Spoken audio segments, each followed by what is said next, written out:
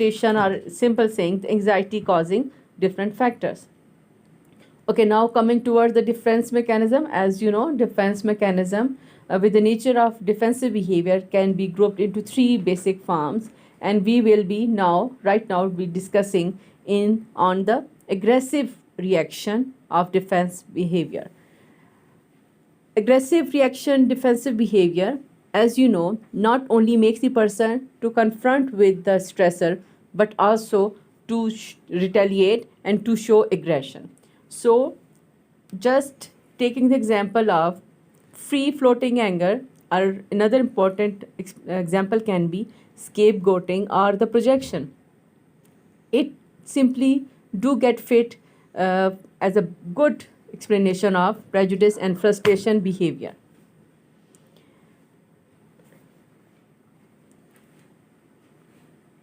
As I have said that, using psychoanalytic perspective, and specifically it is found that authoritarian people, they simply confirm rigidity to cultural rules and values, believe that morality is clear right and wrong choices.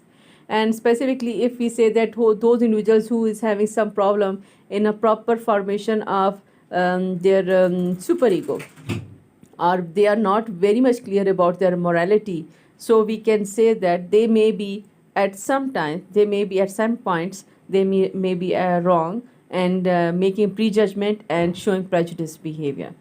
The authoritarian personality is characterized by submissiveness to authority and intolerance for those who are weak. And next important study that was conducted by Adorno et al. In 1950, they actually constructed the F scale that measures the authoritarian personality. And that suggests that when the person is having authoritarian personality, that is actually is a result of the conflict that individual is facing, and because he is having some frustration. Next theory is the learning theory, and actually it is we can say combination of learning theory and the social theory. So it is known as a social learning theory, simply applying all the learning theory principles in order to understand the social behavior suggests that a person who has been given reinforcement, a person who has been given motivation, a person who has been punished for not showing a desirable behavior, a person who have just behaved or given a prejudice behavior just in order to show that he is following an ideal figure. So practical application of all those three principles of learning through association, learning through reinforcement, and learning through modeling, can be applied for understanding how prejudice and discriminative behavior can occur. In a social identity theory, we will be discussing those individuals who are very much, we can say, very much they are concerned about their identity. They are much likely to show prejudice and discriminative behavior. Our self-esteem is partly determined by social esteem of our groups, as social entities are part of our self-definition. And one of the important researchers, Tajfel and Turner, said that people seek to enhance their self-esteem by identifying with specific social groups and perceiving these groups as being better than others. We indulge in group biases when the social esteem of our in-group is threatened. Strength of identification indicates level of biases.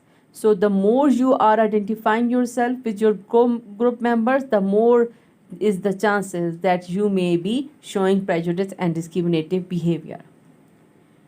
Intergroup competition can be one of another important explanation. Studies have shown that those individuals who are very much overly concerned with their group member and group performance, and specifically when we are having in a competition with another group, obviously the intergroup conflict may arise. This intergroup competition such as can be made to have some changes in conflicts simply by increasing the hostility towards the opposite outgroup group and intensifying of in-group loyalty. So these two factors is actually important in making the person to have intergroup competition and in turn to have prejudiced behavior towards other or outer group. Now we will, in the last section of our presentation, we will be discussing how and what may be the possible ways and means through which we can reduce prejudice and discriminative behavior. The first is through contact hypothesis. Contact hypothesis suggests that simply making and allowing the group members of outer groups to get contact and engaged in a simple shared objective or goal. What will be the benefit of contact? Participants will be divided into two teams, compete against each other. One person from each team participates in an exercise to promote friendship. So, this is actually a summary of an experiment in which these different measures were taken, and each stage of the experiment asked to divide an imaginary $500 between them. So at the end, it was found that when the two group having the same goal, even they are not belonging to the same team, but they are having the same goal to get success and to win the game. They were sharing, and in turn, this reduced their prejudiced behavior towards other group members. Conditions that are necessary for contact to reduce intergroup biases is number one, social norms favoring equality must be in place, and there must be sustained close contact. Close contact is mostly found to be in terms of sufficient frequency, duration, and closeness to allow the development of meaningful intergroup relationship. Contact must occur under condition of equal status. Equal social status means that they should be sharing the same status. Shouldn't be that having some authority and some having somebody to be subordinate, or having somebody to be preferred and somebody to be ignored and neglected. Equal social status should be there, and it implies that in group interacting must be roughly equal in social status. If the minority group has contact with the majority group as a subordinates of inferiority, teachers and school and supervisors at work conditions should avoid creating unequal status groups. Intergroup cooperation is necessary for reduction in biases. As in a study, it was found that when different groups were engaged in a joint activity, they were having mutual shared goals, they were having a change in their behavior. And in turn, it was found that intergroup competition made them to have lessened their prejudiced behavior. Another important measure that can be taken is recategorization. Two types of recategorization can be done, that is combination of separate groups into one large group may make the major change in prejudiced behavior, such as white and black marry each other and children will be of a brown color. So in this way, we can have a new category of those children who are having totally different skin color. So this may reduce the prejudiced behavior. On similar lines, in Pakistan, Zat Brotherly's intermarriages will help reduce discriminatory behavior for other groups, subtypes, and individuals in uniqueness. We might try to break the existing categories into smaller subtypes or to further divide the subtypes into units so small that each individual is regarded as unique. The common in-group identity model suggests that recategorization from a true group, such as us versus them, representing to a one group. So this may be one of the possible healthy measure can be taken.